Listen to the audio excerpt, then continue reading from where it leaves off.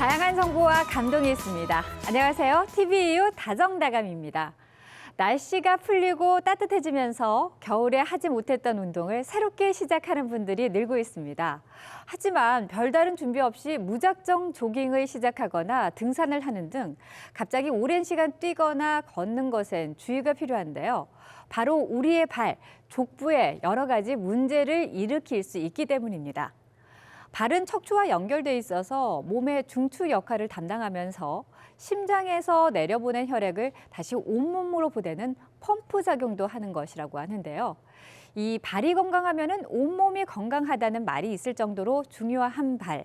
오늘은 정형외과 전문의 정재균 선생님과 함께 평상시 우리가 너무 소홀히 대하고 있는 것은 아닐까 고민해보면서 우리 발이 보내고 있는 적신호를 살펴보고 또 그에 맞는 치료와 예방에 대해서 자세히 알아보도록 하겠습니다. 어서 오세요. 반갑습니다, 원장님. 네, 안녕하십니까. 네. 자, 요즘 운동을 하거나 산책을 하고 나서 발이 아프다고 호소하시는 분들이 종종 있으시거든요. 실제로 병원을 찾으시는 분도 늘어나고 있나요? 네, 최근 들어 건강관리를 위해 운동을 즐겨 하시는 분들이 늘어나면서 체중 부하에 가장 중요한 역할을 하는 발 건강의 적신호를 가지고 내원하시는 분들이 늘어나고 있습니다. 보통 내원하시는 분들께서 공통적으로 말씀하시는 것이 최근 들어 증상이 발생했다고들 하시는데 실제적으로 발에 발생하는 질환들은 갑자기 생기는 급성 질환들은 아닙니다.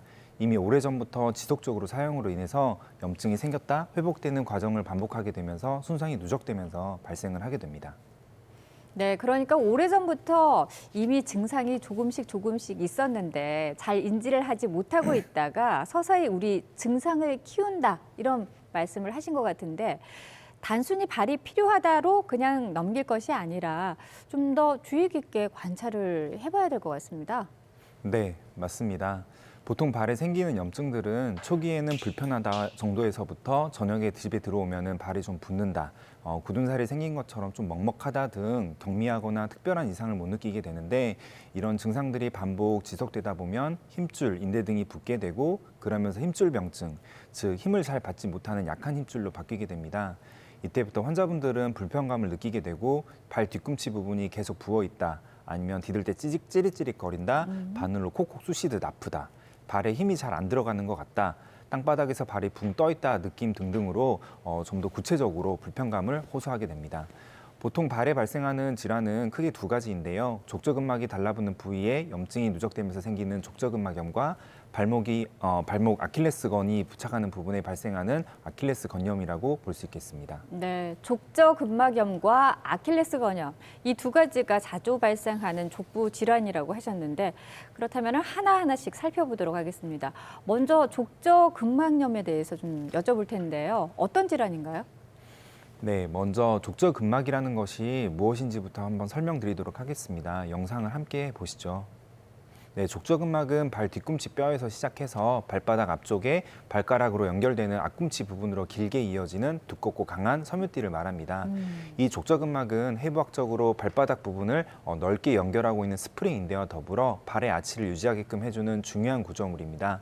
그래서 우리가 걸을 때 발에 전해지는 충격을 잘 흡수해주고 그리고 걸을 때 적은 힘으로도 효율적으로 힘을 분산시켜줘서 리드미컬한 보행을 할 수 있게끔 도와주게 됩니다.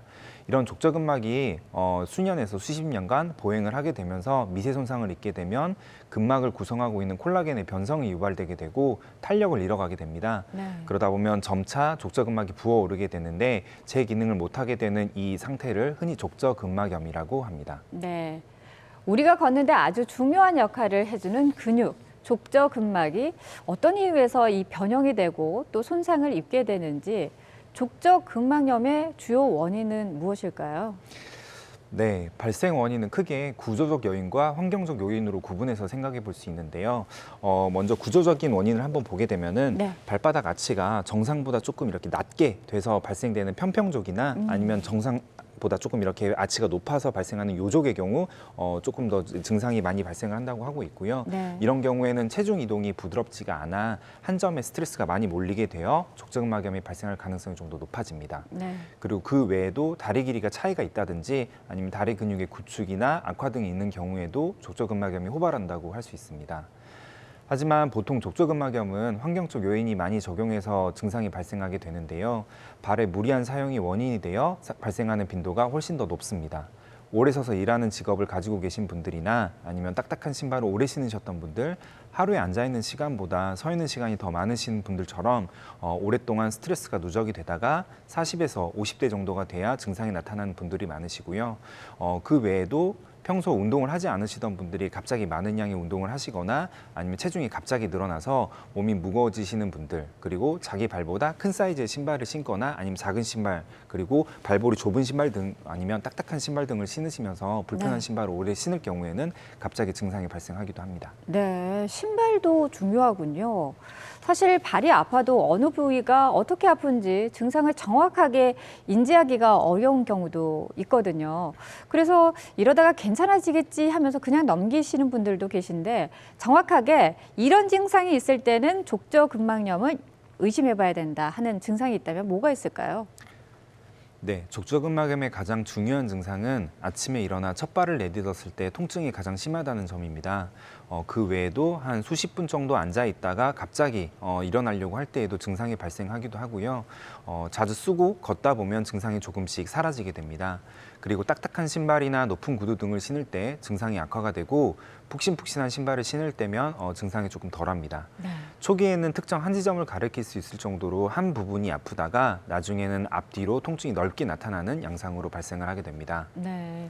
아침에 첫 발을 디딜 때 불편하고 통증이 있다면은 족저근막염을 의심해 볼 수 있다고 하니까요. 잘 적용해 보시길 바라겠고요. 그리고 족저근막염과 유사한 증상으로 서로 혼동할 수 있는 질환이 또 있다고요. 어떤 네. 질환인가요? 맞습니다. 아킬레스 건염이라는 질환인데요. 아킬레스 건은 다들 익숙하게 한번 들어보셨을 겁니다. 네. 네, 사진에서 보시는 것처럼 종아리에 존재하는 비복근과 그리고 가자미근의 원위부가 합쳐져서 발 뒤꿈치 뼈에 부착하게 되는데 이 부착하는 부분에 지속적으로 염증이 발생하게 되어 힘줄의 변성이 나타나게 되는 경우를 아킬레스 건염이라고 부릅니다. 초기에는 족저근막염과 비슷하게 통증은 따로 없는데 신발이 닿는 부분이 종종 붓고 붉어지고 열감을 느끼기도 하고요. 이런 증상이 지속되다 보면 어느샌가 반대쪽 발 뒤꿈치보다 뼈가 튀어나온 듯이 보이기도 하는데요. 이렇게 골 변형이 나타나기 시작을 하면 간헐적으로 아침 첫발이 불편하기도 하고 통증도 동반되기 시작합니다. 나중에 증상이 심해질 경우에는 힘이 잘 안 들어간다는 느낌이 들면서 계단을 올라가거나 오르막 경사, 등산 등이 힘들어지게 되고 특히 종아리 부분에 쥐도 자주 나게 됩니다. 아침에 첫 발을 디딜 때 불편하고 통증이 있다고 말씀을 하셨는데 앞서 설명한 족저근막염과 겹치는 증상이잖아요. 그렇다면은 이 족저근막염과 아킬레스 건염 어떻게 구분할 수 있을까요? 네, 족저근막염과 발생 기전은 비슷합니다만 몇 가지에선 차이가 있습니다. 우선 족저근막염과 비슷하게 지속적으로 염증이 누적될 경우에 힘줄의 내구성이 떨어지게 되어 만성적으로 통증이 발생한다는 점은 공통점입니다. 아킬레스건 역시 보행을 할 때 사용되는 구조물 중 중요도가 높은 구조물로서 많이 서 있거나 걷는 직업을 가지신 분들에게서 호발하게 되고 처음에는 증상이 경미하다가 나중에는 걸을 때 통증이 동반되면서 힘도 잘 안 들어가게 되어 보행이 불편해지기까지 합니다. 하지만 족저근막염과 가장 큰 차이는 아킬레스건은 근육과 뼈가 연결하는 구조물, 즉 힘줄이고요. 족저근막은 뼈와 뼈를 연결하는 인대의 성격이 강하다는 점입니다. 그렇다 보니 족저근막염의 경우에는 외적인 요인, 즉 근육을 많이 쓰는 운동이나 활동을 하더라도 질환이 악화되는 정도가 좀 덜하지만 아킬레스 건염의 경우에는 운동을 많이 하거나 활동량이 많아질 경우 증상의 악화가 좀 더 빨리 나타나게 됩니다. 그래서 평소에 과격한 운동을 즐기는 남성분들에게서 비교적 많이 발생을 하게 되고요. 운동선수들에게서도 빈번하게 발생을 할 수 있습니다. 게다가 나중에는 내구성이 떨어지게 되어 갑자기 스퍼트를 해야 되는 농구나 축구 같은 운동을 할 경우에는 외상이 딱히 없었는데도 불구하고 네. 아킬레스건 파열로도 진행될 수 있어서 지속적인 관리를 요합니다. 네, 족저근막염 그리고 아킬레스 건염 둘 다 아침 첫 발에 통증이 있다고 하셨는데 선생님 잘 궁금한 게 우리가 발을 많이 쓰고 나서 통증이 있다면 이해가 가는데 사실 자고 일어나면 발을 전혀 쓰지 않았는데 첫 발을 내딛었을 때 아프다는 게 왜 그런 건지 더 궁금하거든요. 왜 그럴까요? 네. 아침에 통증이 발생하는 이유는 우리가 일반적으로 활동을 할 때는 힘줄, 근육, 인대들은 수축과 이완을 반복을 하게 됩니다. 하지만 잠자는 동안 발은 이완된 상태에서 휴식을 취하게 되죠. 원래 수축 이완을 하면서 염증이 쌓일 시간적인 여유가 없다가 이완된 상태로 시간이 지나게 되면 염증이 이제 한 부분에 쌓이게 되고 힘줄 역시 염증으로 인해 탄력도 약해진 상태로 늘어져 있다가 아침에 일어난 이후에 딛게 되면은 이완되어 있던 힘줄 인대가 갑자기 수축을 하게 되면서 통증이 발생을 하게 됩니다. 하지만 조금씩 걷고 활동을 하다 보면은 또 이제 수축 이완을 하게 되면서 네. 밤사이 저류되어 있었던 염증 물질들이 흩어지게 되고 약해진 탄력도 어느 정도 정상 상태로 돌아오기 때문에 증상이 조금씩 줄어들게 되는 겁니다. 네, 그렇군요. 주변에서 이야기하는 걸 들어보면은 발이 아파서 병원을 갔는데 지방패드 증후군일 수도 있다. 이런 진단을 받으신 분들도 계신데요. 지방패드 증후군, 이름도 참 생소합니다. 이건 어떤 질환인가요? 네, 우선 발 뒤꿈치에 존재하는 지방 패드는 신발의 깔창과 같이 발바닥에 가해지는 충격을 흡수하는 역할을 하며 발바닥 뼈를 보호하고 정상적인 움직임을 할 수 있도록 도와주는 기능을 합니다. 이 지방 패드는 지방으로만 되어 있는 것은 아니고요. 사진에서 보시는 것처럼 발 뒤꿈치 뼈를 잘 둘러싸서 충격을 완화시켜 줄 수 있게 중간중간 질긴 섬유막들이 존재를 해서 모양을 유지해 주기도 하고 장력을 유지할 수 있게 도와줘서 아무리 무거운 물건을 들고 서더라도 지방 패드가 납작해지지 않고 탄력을 유지할 수 있게 됩니다. 하지만 이 지방 패드에 무리가 지속되거나 노화가 진행될 경우에는 구조물 사이사이에 염증이 발생을 하게 되고 네. 통증과 함께 부종도 발생하곤 합니다. 그리고 때에 따라서는 석회가 끼기도 하고요. 이럴 경우에는 지방 패드 증후군을 고려해 볼 수도 있습니다. 네. 하지만 증상이 있는 부위가 뒤꿈치라면은요, 아까 말씀하신 족저근막염이나 아킬레스 건염과도 헷갈릴 수 있을 것 같은데요. 좀 더 자세히 설명을 해주시면 좋을 것 같아요. 네, 좀 전에 말씀드렸던 것처럼 족저근막염과 아킬레스 건염은 뒤꿈치에 호발하기는 하지만 네. 엄밀하게는 부위가 다른 곳입니다. 그래서 두 질환들은 보통의 경우에는 진단이나 치료가 명확히 구분이 되지만 어떤 분들은 아픈 부위가 명확하지도 않고 또 엑스레이나 초음파, MRI 검사를 시행했음에도 명확한 병변이 보이지 않는 분들도 계십니다. 네, 원래 증후군이라 함은 명확하게 의학적 발생 원인이 모호하거나 병태 생리가 밝혀지지 않았을 경우에는 진단을 내려볼 수 있게 되는데요. 지방패드 증후군 같은 경우 증상도 명확하지 않고 또 검사 경우에서도 이상이 보이지 않을 경우에는 진단을 내려볼 수 있게 됩니다. 네. 그렇다 보니 발생 부위가 크게 다르지 않아서 치료 방법도 족저근막염이나 아킬레스 건염과 크게 다르지 않고 일반인 분들 같은 경우는 이제 구분이 어려우시죠. 지방패드 증후군의 증상도 보행 시 뒤꿈치에 둔하고 뻐근한 통증이 발생을 하게 됩니다. 차이가 있다면 항상 그런 것은 아니지만 비교적 아킬레스 건염이나 족저근막염에 비해 아침보다는 오후가 될수록 증상이 좀 심해지는 양상으로 나타나고 네. 휴식 시에도 통증이 지속된다는 점을 좀 들 수 있겠습니다. 네, 그렇다면 정리를 해보면 전부 다 그런 건 아니지만은 아침보다 오후가 될수록 통증이 심해지는 양상이다 하면은 족저근막염이나 아킬레스 건염 쪽보다는 지방패드 증후군을 의심해 볼 수 있다라는 말씀 해주셨어요. 사실 정확한 검사를 통한 진단이 무엇보다 우선돼야 될 것 같은데요. 이렇게 다양한 족부 질환이 발생했을 때 병원에서는 어떤 검사들을 받게 되는지 설명해 주시죠. 네, 일반적으로 엑스레이를 통해서 편평족이나 요족과 같은 발의 아치 모양을 먼저 확인을 하고 석회의 유무 등을 확인해 볼 수 있는데요. 초음파, MRI 등을 통한 인대 힘줄 손상 여부를 같이 검사하게 됩니다. 우선 엑스레이를 보게 되면은 가장 왼쪽에서 보이는 사진은 족저근막염 초기 엑스레이 사진입니다. 족저근막이 달라붙는 부분에 약간의 경화소견이 보이는 것 외에는 특별한 이상은 보이지 않다가 오른쪽에 보이는 사진처럼 천천히 골극이 보이기도 합니다. 네. 그러다가 시간이 좀 더 경과를 하게 되면 아래쪽의 사진처럼 골극이 커지게 되고 이 정도가 되면은 MRI 사진을 한번 보시면요. 족저근막이 이제 내부에 하얗게 부분 파열로 보이는 부분이 발생을 하게 되고 그 네. 부분에 물이 차는 모습도 보이게 됩니다. 그리고 골극 부분에 아킬레스, 그러니까 힘줄 부종도 발생을 하게 되고요. 네. 그리고 아킬레스 건염 엑스레이 사진입니다. 여기서 보시면은 아킬레스 건염 초기에는 특별한 이상이 보이지 않다가 왼쪽 사진의 빨간 부분처럼 하그운드 병변이라고 하는 약간 돌출되는 소견이 네. 보이기도 합니다. 그러다가 증상이 악화가 되면 족저근막염처럼 오른쪽 사진의 빨간색 원처럼 아킬레스 부착부 부근에 석회 병변이 나타나기도 합니다. MRI 사진을 보게 되면 초기에는 왼쪽 화살표처럼 약간의 부종만 보이다가 증상이 악화될수록 부종 정도가 점점 심해지게 됩니다. 그러다가 오른쪽 사진에 이제 보시는 것처럼 점차 이제 두꺼워지게 되고 아래쪽 사진에서 보시는 것처럼 나중에는 파열까지 진행을 하게 됩니다. 그 외에도 영상 검사상 이상이 보이지 않을 경우 보행 분석을 통해서 발 뒤꿈치의 체중이 어떻게 부하되는지, 걸을 때 어느 부분에 체중이 많이 쏠리는지를 분석을 해볼 수도 있고요. 네. 네. 자, 이렇게 체계적인 검사를 통해서 진단이 내려졌다면은 그에 맞는 치료가 필요할 텐데요. 일반적으로 이런 족부 질환 어떤 치료들을 받게 되나요? 네, 초기에는 약물 치료나 체해 충격파 치료 등 비침스적인 치료들을 먼저 시행을 해볼 수 있습니다. 특히 체해 충격파 치료를 통해서 혈관의 재형성을 돕고 주변부에 존재하는 염증 물질들이 혈액순환을 도모해서 다른 부위로 확산이 되도록 하는 효과를 기대해 볼 수 있는데요. 그리고 증상을 유발하는 원인에 대해 의사와 같이 상의를 한번 해보시고 원인이 되는 인자를 제거하고 평소 따뜻한 물에 자주 족욕을 하시고 발 스트레칭을 꾸준히 해줍니다. 네. 그리고 푹신푹신한 패드가 있는 신발을 착용해서 자극을 줄여주는 것도 좋은 방법입니다. 네.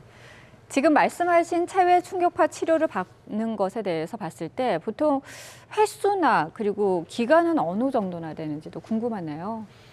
네, 횟수나 기간은 증상의 호전 정도를 보고 결정을 하게 되는데요.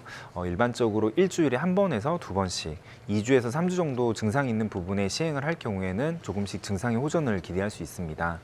하지만 증상이 오래전부터 발생했을 경우에는 치료 기간은 길어질 수 있다는 점이 가장 중요합니다. 이미 힘줄에 병변이 이제 변형이 발생을 했을 경우에는 부종이 가라앉을 때까지 2개월에서 3개월 정도 시간이 필요하기도 하고요. 석회가 있을 경우에는 좀 더 많은 시간이 필요하기도 합니다. 하지만 이런 석회성 병변이 너무 심해서 뒤꿈치에 푹신한 패드를 대고 걸었음에도 불구하고 증상이 좀 더 심해질 경우, 그리고 치료에 반응을 안 할 경우에는 수술적인 치료를 통해서 석회를 제거하기도 합니다. 최근 관절경을 이용을 해서 족저근막 절개술을 시도를 하기도 하고 있고요. 수술적 치료의 성공률은 보고에 따라서 70에서 90% 정도로 많이 좋은 것으로 알려져 있습니다. 그리고 이제 아킬레스 건염 역시 오랫동안 증상이 지속되면은 힘줄이 내구성을 잃게 되면서 파열까지 가는 경우도 있는데, 보행할 때 뒤꿈치를 못 들 정도로 힘을 못 받을 경우에는 주변 엄지발가락으로 가는 힘줄을 같이 봉합해줘서 네. 강화하는 수술적 치료도 고려해 볼 수 있습니다. 네, 지금까지 세 가지 족부 질환의 원인과 치료에 대해서 전반적으로 살펴봤습니다. 그렇다면 이번엔 시청자들이 보내오신 사연을 통해서 좀 더 자세한 치료에 대해서 상황별로 알아보도록 하겠습니다. 먼저 첫 번째 사연입니다. 등산을 좋아해서 40대부터 산을 타기 시작했는데 3년 전부터는 족저근막염이 자꾸 재발을 해서 이젠 동네 공원 산책도 꺼려집니다. 좀 오래 걸었다 싶으면 꼭 다음 날 발바닥이 아프기 시작하네요. 족저근막염이 자꾸 재발하는 원인이 무엇일까요? 그리고 주변 사람들이 주사 치료를 권하기도 하던데 좀 겁이 나서 주사 치료도 괜찮을까요? 라고 질문을 보내주셨네요. 족저근막염 재발 횟수가 또 많고 그리고 주사에 대한 문의도 있었는데 함께 설명을 좀 해주시죠. 네. 족저근막염은 보통 발생 원인이 되는 생활 패턴이나 사용량이 갑자기 바뀌지 않기 때문에 재발이 흔한 편입니다. 그렇다 보니 치료를 받다가 중간에 병원에 내원하지 않으시고 자가 경과 관찰을 하시면서 다시 증상이 발생하곤 하다 보니 치료 기간도 좀 길어지게 됩니다. 그리고 치료 방법을 아까 말씀하셨는데요. 치료 방법도 이제 최근에 많이 시행하고 있는 방법이 이제 주사 치료입니다. 주사 치료를 최근에 많이 시행하고 있는데 종류 중에 가장 이제 많이 들어보신 거는 통증 유발점 주사입니다. 특히 항염증 작용을 하는 스테로이드를 주사할 경우 단기적으로 염증을 빨리 가라앉혀 통증을 경감할 수 있습니다. 그리고 증식 치료라고 불리기도 하고요. 플루로 주사라고 불리기도 하는데 이런 플루로 주사를 시행을 할 때 인체에 무해한 고삼투압 약물을 병변 부위에 정확하게 주사하게 되어 손상된 인대를 증식시키기도 합니다. 하지만 이런 주사 치료들은 장기적으로 사용할 경우에는 오히려 의존도가 생기게 되고 힘줄, 인대 등의 변형을 유발하게 돼서 반복적으로 사용하는 것은 별로 권해드리지 않고 오히려 행동 교정이나 스트레칭 교정 기구 등의 사용을 권장드리고 있는 편입니다. 네, 무엇보다 치료보다 행동 교정이나 스트레칭 교정 기구가 먼저라는 것 꼭 기억하시길 바라겠고요. 다음 사연 살펴보도록 하겠습니다. 무리하게 걷기 운동을 하다가 발바닥 통증이 왔습니다. 족저근막염 진단을 받고 이제 한 달이 넘어갑니다. 약도 먹고 물리치료도 계속하고 있는데 딱히 나아지는 것 같지가 않네요. 병원에서는 휴식을 취하라는데 하루에 대략 한두 시간 정도 걷고 서 있는 것만 빼면 크게 무리하지 않는데 휴식을 취하라는 말의 기준을 잘 모르겠습니다. 아예 움직이지 말라는 건가요? 라고 질문을 주셨는데요. 예. 보통 휴식이라고 하면 우리가 진짜 움직이지 않는 건지 오히려 아니면 일정 이상의 운동을 해야 되는 건지 궁금한데요. 어떻게 해야 될까요? 네, 보통 족저근막염의 증상이 나타나기까지 오랜 기간 염증이 누적되어 발생하다 보니 회복까지도 어느 정도 시간이 걸릴 수 있다는 이해가 가장 필요합니다. 그래서 하루에 꼭 몇 시간을 쉬어야 한다기보다는 자기가 처한 환경이나 그리고 활동량을 이제 생각을 해보시고 원래 사용했던 양보다 꾸준히 줄여나가려고 하는 노력이 필요한 거고요. 그리고 꼭 과사용과 관련되어 족저근막염이 발생하는 것은 아니다 보니 혹시 사용하는 신발이 딱딱한 안전화이시거나 아니면 높은 힐을 신으시거나 네. 등등 불편한 신발일 경우에는 편하고 부드러운 신발로 바꾸는 생활 개선도 같이 해보시는 것도 좋을 것 같습니다. 네. 그리고 적절한 휴식을 취한 후에도 바로 활동하기보다는 딛기 전에 발바닥 스트레칭을 통해서 힘줄에 갑자기 무리한 하중이 걸리지 않도록 미리 조심하시는 것도 좋을 것 같습니다. 네. 나의 발에 잘 맞는 신발을 신는 것도 중요하고요. 그리고 먼저 무리한 운동을 하기 전에 적절한 스트레칭도 권해드립니다. 다음 사연 살펴보겠습니다.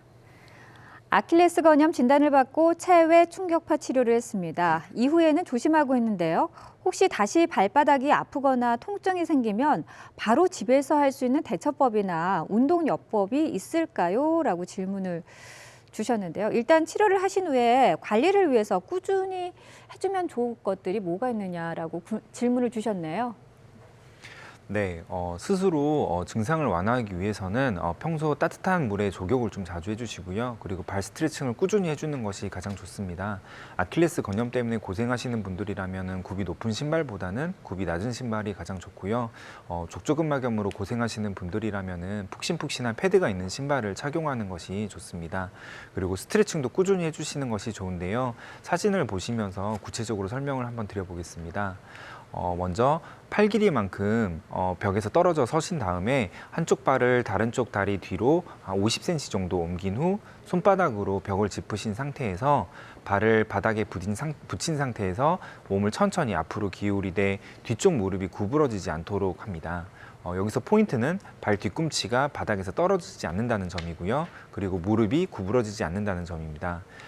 이 자세로 10초간 유지했다 풀어주는 그 동작을 몇 번 반복을 하게 되고 다리를 바꿔서 같은 동작을 반복을 하게 됩니다. 아킬레스 건염의 경우 아킬레스건 스트레칭으로 계단 끝부분에 발을 앞부분을 딛고 서서 발 뒤꿈치를 계단 아래로 쭉 내리는 방법이 있습니다. 발 뒤꿈치를 아래로 내린 상태에서 약 10초에서 20초 정도 유지하고 계단을 내려옵니다. 이때 손으로 난간을 잡아서 넘어지지 않도록 해주는 것을 주의해 줘야 되고요. 이러한 스트레칭을 약 10회 정도 반복을 하고 다리를 바꿔서 반복을 하게 됩니다. 이러한 스트레칭을 하루에 3번 정도 20회에서 30회 정도 반복을 하는 것을 권장을 하고 있습니다. 네, 이 동작들이 반드시 이 아킬레스 건염에만 좋은 건 아니죠. 예, 전체적으로 발 건강에 도움이 되는 스트레칭인 건가요? 네, 맞습니다. 원장님? 예. 자, 그렇다면 족저근막염 환자들이 한 가지 더 챙기면 좋은 운동법이 있다면 뭐가 있을까요? 네, 발바닥 족저근막의 긴장도를 풀어주기 위해서 발바닥에 딱딱하지 않은 공을 바닥에 놓고 마사지 해주는 것이 좋습니다. 공이 없다면 손가락이나 둔탁한 모서리를 가진 도구를 사용을 해서 발바닥 전체를 골고루 눌러주면서 풀어주시는 것도 좋을 것 같습니다. 네, 한 번 이상이 생기면 다리와 허벅지, 우리 몸 전체의 균형에도 큰 영향을 미칠 수 있는 족부 질환, 평상시 생활할 때 예방할 수 있는 방법을 알려주시면 좋겠네요. 네, 먼저 적절한 체중을 유지하고 무리한 운동을 피해야 합니다. 여성의 경우에는 하이힐은 가급적 피하는 것이 좋고요. 쿠션이 충분한 신발을 신는 것이 도움이 되고 낡아서 충격 흡수가 잘 되지 않는 신발을 신고 조깅이나 마라톤 등을 하는 것은 절대적으로 피해야 합니다. 그리고 증상이 오래될수록 보존식 치료의 성공 가능성이 낮아지는 것으로 알려져 있으므로 의심되는 증상이 있으면 빠른 시일 내에 정형외과 진료를 통해 적절한 진단을 받으시고 조기에 치료를 시작하는 것이 중요한데 대개 6개월 이상 보존적 치료를 해야 하며 90% 이상에서 좋은 결과를 얻을 수 있는 것으로 알려져 있으나 점차적으로 서서히 증상이 회복되는 것이 있기 때문에 오래 걸릴 수 있다라는 이해와 인내가 필요합니다. 네, 의학알지. 오늘은요, 발이 보내는 적신호, 족부 질환에 대해서 알아봤습니다. 지금까지 정형외과 정재균 전문의와 함께했습니다. 오늘 나와주셔서 고맙습니다. 네, 감사합니다. 자, 다음 주 이 시간 의학알지에서는요, 자연 치아가 손상됐을 때 인공 치아를 심는 시술이죠. 치아 임플란트에 대해서 자세히 알아보겠습니다. 궁금하신 점이 있으신 분들은 저희 다정다감 홈페이지 시청자 게시판에 올려주시거나 아래 번호로 연락을 주시면 저희가 자세히 답변해드리도록 하겠습니다. 오늘 저희가 준비한 소식은 여기까지입니다. 함께해 주신 여러분 고맙습니다.